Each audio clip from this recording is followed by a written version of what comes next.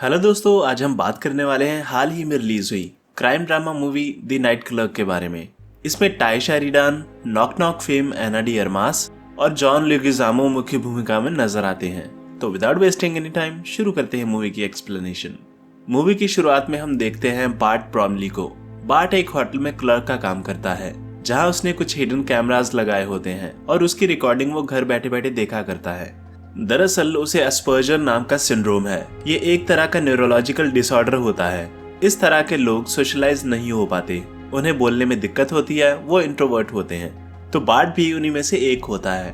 वो कैमरास में देखकर जो भी गेस्ट बोल रहे होते हैं उन्हें दोहराने की कोशिश करता है ताकि वो अपनी हेजिटेशन निकाल सके। यहाँ हम देखते हैं वो अपनी माँ के साथ रहता है, पर वो बेसमेंट में अकेला रहना ही पसंद करता है, इतना कि वो अपनी माँ तक को नीचे नहीं आने देता और अपना खाना भी वो नीचे ही खाता है। उसकी माँ भी उसकी प्राइवेसी का पूरा ख्याल रखती है और उसे कभी डिस्टर्ब नहीं करती। अब नाइट शिफ्ट के दौरान जब वो कैमरास चेक कर रहा होता है कि तभी एक लड़की कैरन चेक इन करती है। वो उसके डॉक्यूमेंट्स लेता है और उसे रूम दे देता है। थोड़ी देर बाद वो कैरन के रूम की रिकॉर्डिंग देखने लगता है और जो वो बोलती है उसे दोहराने की कोशिश करता है कि तभी कोई आदमी कैरन से मिलने आता है। अभी वो वीडियो देख ही रहा होता है कि उसकी शिफ्ट खत्म हो जाती है और नेक्स्ट शिफ्ट के लिए दूसरा एम्प्लॉय जैक आ जाता है। वो घबराकर लैपटॉप बंद कर देता है, जिससे जैक को लगता है कि शायद ये कोई देख रहा था। खैर, बार्ट घर के लिए रवाना हो जाता है और रास्ते में वो अपने लिए आइसक्रीम लेता है। यहाँ हम देखते हैं कि बार्ट काफी स्ट्रेट फॉरवर्ड होता है। जो इसके दिल में होता है वो बोल देता है, जिससे लोगों को उसका बिहेवियर काफी रूड लगता है। एनीवेज, घर पहुंचने के बाद वो फिर से कैरन की रिकॉर्डिंग देखने लगता है और उसे दोहराने की कोशिश करता है। यहाँ वो देखता है कि वो आदमी अभी भी उसके साथ होता है और दोनों किसी बात पे झगड़ा करने लगते हैं। पहले तो सब नॉर्मल लगता है, पर बाद में वो आदमी हाथापाई पे उतर आता है और उसे पीटने लगता है कि तभी कैरन के पर्स से एक गन नीचे गिर जाती है, जिसे देखकर बार्ट डर जाता है और उसे अंदाजा हो जाता है कि कुछ बुरा होने वाला है।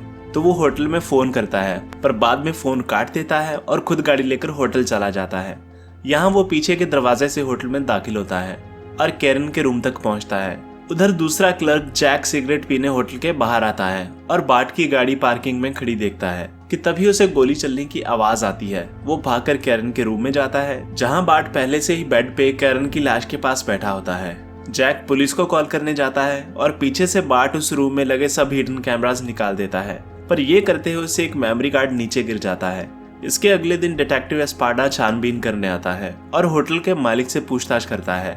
उसके बाद वो बार्ट से बात करने आता है, पर इससे पहले वो बार्ट से कुछ पूछे, बार्ट अपने बारे में बताने लगता है कि मेरी शिफ्ट रात 8 से लेकर सुबह 4 बजे तक होती है, पर कल मेरा साथी 15 मिनट पहले आ गया था, जिसके कारण मैं जल्दी चला गया और रास्ते में मैंने आइसक्रीम खरीदी। फिर घर पहुंचने के बाद मुझे पता चला कि मेरा पर्स होटल में छूट गया है, तो मैं उसे वापस लेने आया था।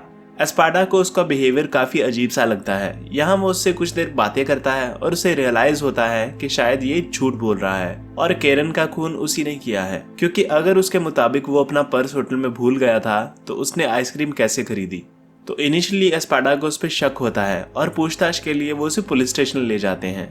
यहाँ कैरन का हस्बैंड भी आता है बॉडी की शिनाख्त करने के लिए और बार्ट पे अपना शक जाहिर करता है, पर उसके खिलाफ कोई प्रूफ ना होने के कारण उसकी माँ उसे वहां से ले जाती है। घर पहुंचने के बाद एस्पाडा नेट पे उसकी कंडीशन के बारे में सर्च करता है और ये पुख्ता करना चाहता है कि क्या सच में वो ऐसा ही है या कोई नाटक कर रहा है।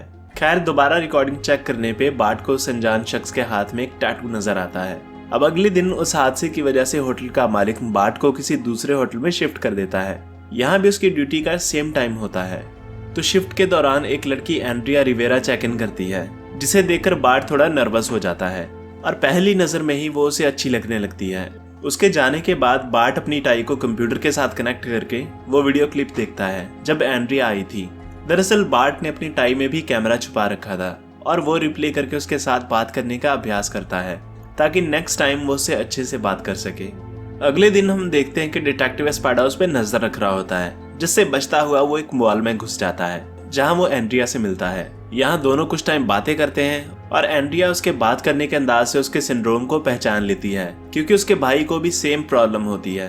तो दोनों में अच्छी बॉन्डिंग हो जाती है। उसी रोज बार्ट को रियलाइज होता है कि उसका एक मेमोरी कार्ड मिसिंग है। वो सब डिवाइसेस में चेक करता है, पर उसे मेमोरी कार्ड कहीं नहीं मिलता। उधर दूसरी तरफ एस्पाडा को तलाशी के वक्त वो मेमोरी कार्ड मिल जाता है।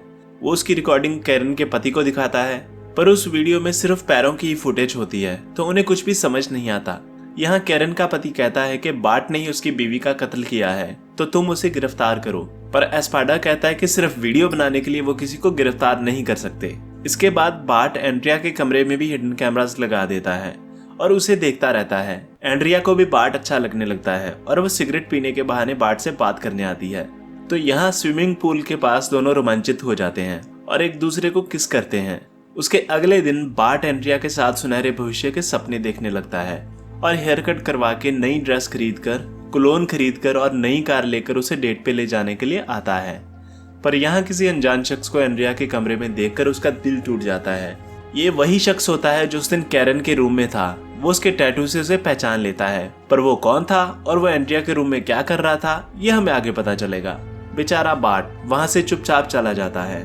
बार्ट जब घर में पहुंचता है तो यहाँ पुलिस पहले से मौजूद होती है और उसके कमरे की तलाशी ले रही होती है, पर उन्हें उसके कंप्यूटर और उसके कैमरा इक्विपमेंट में कुछ भी नहीं मिलता। तो एस्पाडा उससे पूछता है कि तुम क्या छुपा रहे हो, तुमने क्या किया। इससे बार्ट इरिटेट हो जाता है और उसे कहता है कि मैंने सब डिलीट कर दिया। अब चूंकि पुलिस वालों के हाथ कोई सबूत नहीं लगता तो वो खाली हाथ वहां से लौट जाते हैं। उनके जाने के बाद बार्ट एक एक्सटर्नल हार्ड डिस्क निकालता है जो उसने कहीं छुपा कर रखी थी। उसमें कैरन के रूम की सारी रिकॉर्डिंग होती है। एक्चुअली उसने अपने कंप्यूटर से डिलीट करने से पहले उनकी एक कॉपी बना ली थी। अब आगे हमें पता चलता है कि वो अनजान शख्स जिसने कैरन का खून किया और जो एंड्रिया के साथ था वो कोई और नहीं बल्कि कैरन का पति निक था। वो एक डिटेक्टिव था और उसका एंड्रिया के साथ अफेयर था, जिसके चलते उसने अपनी बीवी का खून कर दिया और अब उसने ही एंड्रिया को बार्ट के पास भेजा था उसे मारने के लिए, ताकि वो उसे पुलिस के सामने आइडेंटिफाई ना कर पाए। पर एंड्रिया चाहकर भी बार्ट को मार नहीं पाती और उससे कुछ लगाव सा हो जाता है और वो उससे मिलने उसके घर जाती है, जहाँ बार्ट अपनी नाराजगी जाहिर करता है। एंड्रिया उससे माफी मांगती है और कहती है कि वो उसे कॉल करेगी और वहां से चली जाती है। अब आगे बार्ट जब अपने घर में एंड्रिया के रूम की रिकॉर्डिंग देख रहा होता है तो निक वहां उसे मिलने आता है और दोनों का किसी बात पे झगड़ा हो जाता है और निक उसे मारने लगता है। ये देखकर बार्ट को गुस्सा आ जाता है और उसे लगता है कि शायद कैरन की तरह ये इसे भी मार देगा, तो वो उसे बचाने के लिए होटल में आता है। इधर एंड्रिया गन दिखाकर खुद को बाथरूम में बंद कर लेती है कि तभी बार्ट आ जाता है। निक और बार्ट का आमना सामना होता है, पर निक बिना कुछ किए वहां से चला जाता है।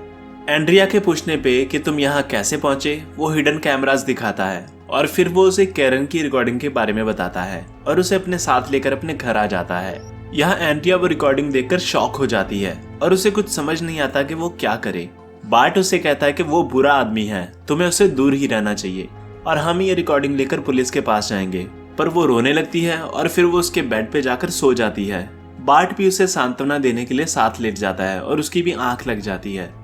अगली सुबह जब वो उठता है तो वो देखता है कि एंड्रिया वहां नहीं होती और ना ही वो हार्ड डिस्क जिसमें डाटा था। वहां बेड की साइड में वही गन पड़ी होती है जिससे कैरन का खून हुआ था।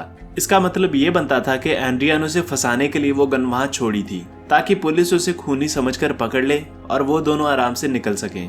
फिर एंड्रिया वो हार्ड डिस्क लेकर निक को दे देती है और दोनों गाड़ी लेकर शहर से बाहर चल देते हैं। इधर घर में बार्ट गन लेकर वो पल याद करने लगता है जो उसने एंड्रिया के साथ बिताए थे। बाहर उसकी माँ को उसकी चिंता होती है और वो उसका हालचाल पूछने आती है कि तभी उसे एक गन शॉट सुनाई देता है। वो घबरा जाती है और तभी पुलिस भी वहां आ जाती है। जब पुलिस अंदर दाखिल होती है तो उन्हें बार्ट वहां नहीं मिलता। वहां एक लेटर और एक गन पड़ी होती है। एस्पाडा जब वो लेटर खोलता है तो उसमें कुछ मेमोरी कार्ड्स होते हैं जिन्हें प्ले करने पे उसे निक की सच्चाई का पता चलता है। तो पुलिस तुरंत एक्शन लेती है और निक और एंड्रिया को अरेस्ट कर लेती है। लास्ट में बार्ट एक मॉल से घर जाने के लिए निकल पड़ता है और जो रिकॉर्डिंग्स में उसने देखा होता है वो दोहराने की कोशिश करता है और मूवी यहीं खत्म हो जाती है। अब बात करते हैं इसकी एक्चुअल स्टोरी की। दरअसल बार्ट एक बहुत ही होनहार और इंटेलिजेंट लड़का होता है जो एस्पर्जर सिंड्रोम का शिकार था। अब चूंकि वो सोशलाइज नहीं हो सकता था तो वो होटल के कमरों में कैमरास लगाकर गेस्ट जैसे बोलते थे उनके पीछे पीछे बोलने की प्रैक्टिस किया करता था। पर उसकी बुरी किस्मत, एक रात उस होटल में गेस्ट कैरन का खून हो जाता है और उसका सीधा शक बार्ट पे जाता है क्योंकि उस रात उसे ही उसके कमरे में देखा गया था। उधर दूसरी तरफ निक और एंड्रिया का अफेयर हो जाता है और निक अपनी वाइफ से छुटकारा पाने के लिए उसका खून कर देता है। अब ये मर्डर था या हादसा, ये हमें मूवी में कहीं नहीं दिखाया गया। और फिर जब निक को पता चलता है कि इस खून का एक मात्र चश्मदीद गवाह बार्ट है तो वो एंड्रिया को उसे मारने के लिए कहता है ताकि वो पुलिस में उसकी पहचान ना कर सके। पर एंड्रिया उसे मार नहीं पाती, पर वो रिकॉर्डिंग जिसमें कैरन का मर्डर की फुटेज होती है वो निक के हवाले कर देती है। पर उन्हें नहीं पता था कि उनका पाला डेढ़ शाने बार्ट से पड़ा था और लास्ट में बार्ट अपनी समझदारी दिखाते हुए उन्हें सजा दिलवाता है। बाकी की स्टोरी तो आप लोग जानते ही हैं। तो इसी के साथ आज की वीडियो रैप करते हैं। अगर ये वीडियो अच्छी लगी तो इसे लाइक करें, शेयर करें और सब्सक्राइब करें और मैं मिलूंगा आपसे ऐसी किसी और मजेदार वीडियो में। तब तक के लिए बाय बाय।